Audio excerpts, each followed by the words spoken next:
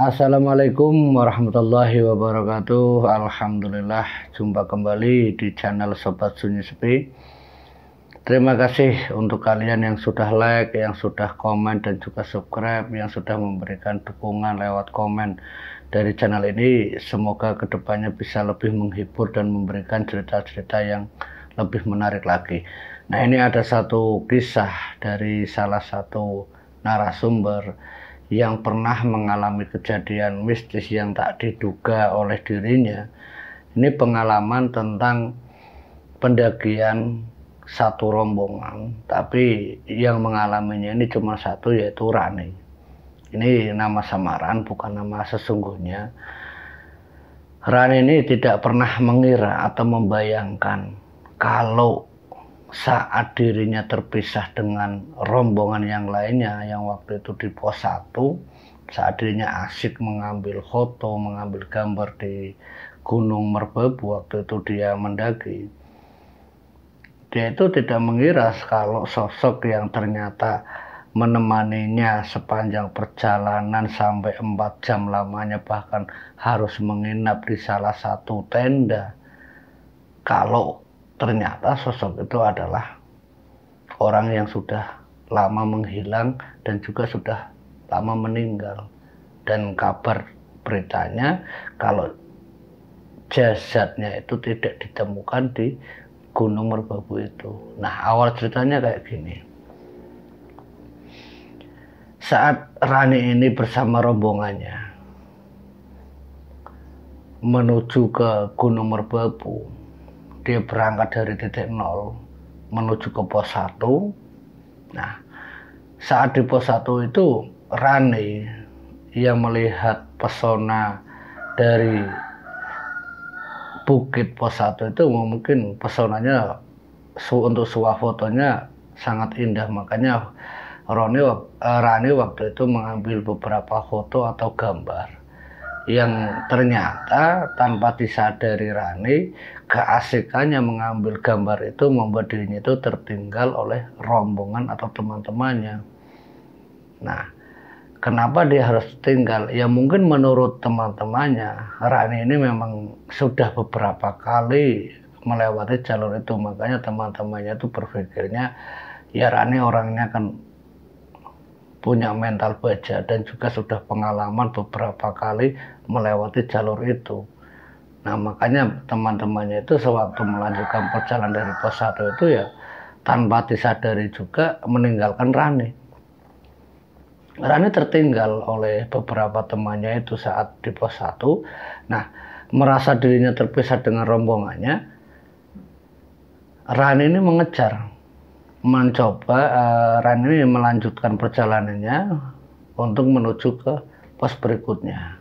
Nah, waktu di tengah jalan, di perjalanan, dia itu ketemu dengan salah seorang cewek atau wanita yang waktu itu juga pakaiannya sama dengan pendaki yang lain, dengan alat yang lengkap, dengan tas ransel yang juga lengkap. Nah, dikejar gadis itu, dikejar sama Rani, sampai akhirnya mereka berdua itu ketemu, ngobrol sepanjang perjalanan. Dia menceritakan, nah ceritanya waktu itu gadis yang dikenal Rani ini katanya dia juga tertinggal dengan rombongan yang lainnya. Nah, karena merasa sama-sama nasibnya terpisah dengan rombongan yang lainnya, ya Rani ini melanjutkan dengan gadis itu menuju jalur Tehelan di Gunung Merbabu. Nah, sepanjang perjalanan ini mereka ngobrol, menceritakan pengalaman masing-masing tentang bagaimana pengalamannya di gunung-gunung yang lain. Itu saling menceritakan. Jadi bukan salah satu gunung yang dia daki itu tidak di situ saja. Memang Rani sosok wanita yang tangguh. Dia memang sebagai wanita tapi sudah mengalami beberapa pendakian di salah satu gunung-gunung di Jawa Tengah, termasuk Gunung Merbabu ini. Nah, saat bertemu dengan gadis, sepanjang perjalanan ini dia tidak merasa aneh, tidak ada kejanggalan yang aneh yang dirasakan oleh Rani. Karena ya sosok dari gadis itu ya seorang manusia biasa, manusia yang sama seperti dirinya. Sampai 4 jam perjalanan, sampai tengah hari tiba, waktu malam itu sudah terlihat gelap. Nah, Rani ini mendirikan tenda, sementara temannya gadis itu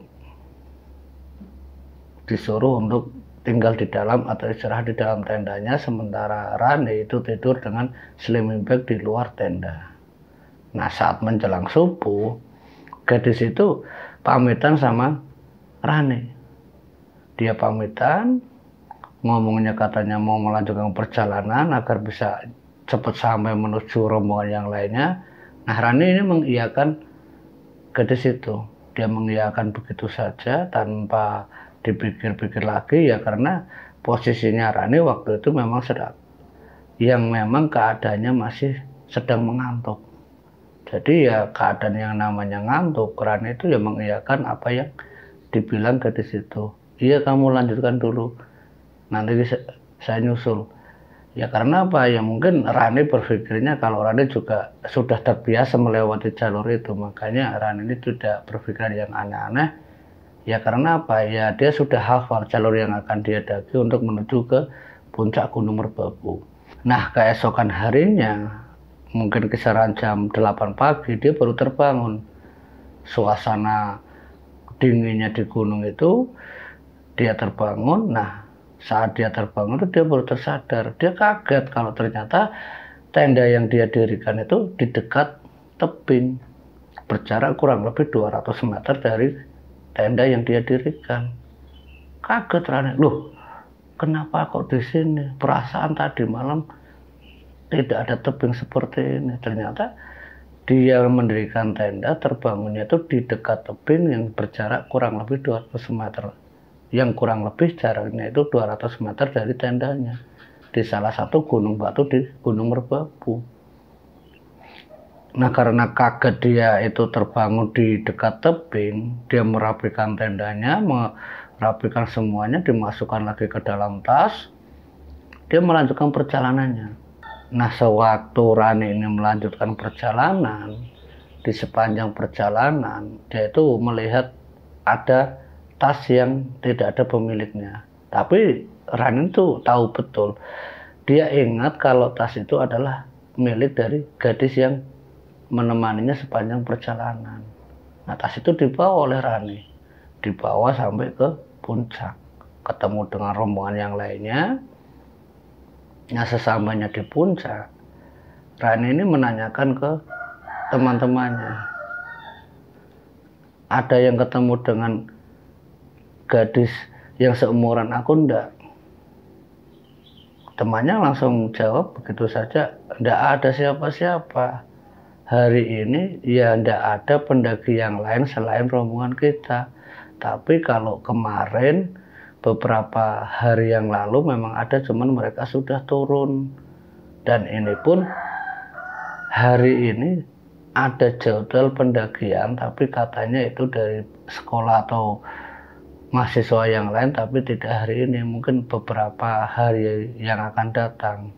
Nah, Rani waktu itu tidak tersadar, dalam tanda kutip tidak tersadar dia. Nah, waktu itu Rani belum berpikir yang aneh-aneh. Dia masih mencari keberadaan gadis yang menemani sepanjang perjalanan dia tertinggal dengan temannya. Tapi karena memang dari teman-temannya ini tidak ada yang menjawab atau mengetahui keberadaan gadis itu, nah tas itu dibuka oleh Rani. Nah, di dalam tas itu terlihat ada data lengkap si pemilik tas itu, ada nama dan alamatnya. Nah, akhirnya tas itu dibawa turun oleh Rani dan juga rombongan. Sesampainya di titik paling bawah, Rani dan temannya itu berinisiatif untuk mengembalikan pemilik tas ini sesuai dengan data yang ada di dalam tas itu. Diantarkan sampai ke tujuan. Nah, sesampainya di tujuan, dia bertemu dengan orang tuanya. Dia menanyakan, "Bu, apakah ini tas milik anak ibu?" Orang tuanya kaget, karena apa ya, tas yang terakhir dilihat ibunya itu ya tas yang dibawa oleh Rani. Kamu dapat dari mana tas ini? Rani menanyakan, justru dibalik tanya oleh orang tuanya. Nah, Rani menjawab, ini saya ketemu Bu kemarin saat saya dan rombongan itu naik di Gunung Merbabu. Nah, ini tas dari anak ibu ketinggalan. Sontak ibunya itu langsung menangis. Loh, Bu, kenapa Bu ibu menangis? Rani kaget. Bu, kenapa? Ibu kok nangis kayak gitu? Ibunya masih keadaannya menangis, sementara teman-temannya Rani juga bingung. Bu, kenapa Bu? Bu, kenapa? Ada apa Bu? Nah, sewaktu ibunya ini mulai mengadahkan kepalanya, nah ibunya ini mulai bercerita. Mbak, mas-mas yang lain, mohon maaf. Kalau pemilik tas ini orangnya sudah tidak ada. Ini anak memang milik anak saya, tapi dia menghilang 3 tahun sebelumnya saat dirinya itu mendaki di Gunung Merbabu, dan sampai sekarang jasadnya tidak ditemukan. Nak, sontak membuat Rani dan rombongan itu kaget. Yang benar Bu, baru kemarin saya ketemu dengan anak ibu kok, dan dia juga menemani saya menceritakan pengalaman dirinya mendaki di gunung-gunung yang lain. Dia bercerita Bu, bahkan saya sendiri nginep bareng dengan anak ibu, cuman dia tidur di dalam tenda. Nah, terakhir saya ketemu itu waktu anak ibu itu pamitan ingin melanjutkan untuk ke puncak, sementara saya waktu itu sedang mengantuk, ya saya tinggalkan saja, dia berangkat duluan. Nah, setelah paginya saya ketemu dengan tas ini. Nah, niatnya saya ke sini mengembalikan si pemilik tas ini. Mohon maaf Bu, kalau saya juga tidak tahu kalau ternyata anak ibu itu sudah meninggal 3 tahun yang lalu dan menghilang tanpa jejak. Sementara ibunya ini mengajak Rani dan teman-temannya itu ke area belakang rumahnya. Mau diajak kemana Bu kita Bu? Ini nak, sini nak. Diajak sama orang tuanya. Nah, di situ dilihatkan makam dengan batu nisan sesuai dengan nama yang ada di tas itu. Ini loh, inilah si pemilik tas itu. Cuman ini, karena warga tidak ada jasad yang dikuburkan, ini hanya sebagai tanda kalau anak ibu itu pernah hidup. Makanya saya buatkan makam di sini. Hanya beberapa barang yang dia tinggalkan yang saya makamkan di belakang rumah ini sesuai dengan nama dan keterangan yang jelas. Tapi jasad itu tidak ditemukan sampai sekarang. Ini kamu datang dengan membawa tas ini, itu mengingatkan ibu kembali bagaimana perasaan ibu harus menunggu bertahun-tahun, menunggu kabar.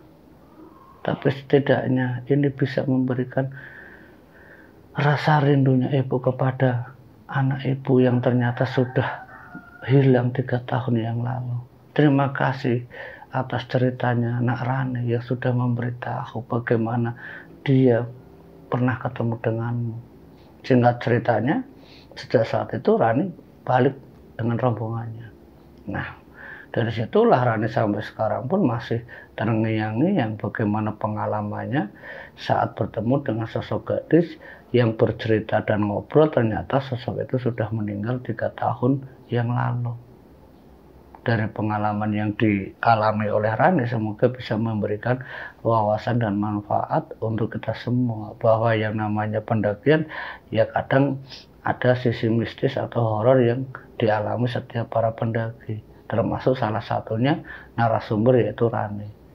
Terima kasih untuk kalian Sobat Sunyi Sepi yang sudah like, yang sudah komen, yang sudah subscribe, yang sudah memberikan dukungan dan juga motivasi untuk kita memberikan cerita untuk menghibur kalian semua. Akhir kata dari channel Sunyi Sepi ini, terima kasih yang sebesar-besarnya.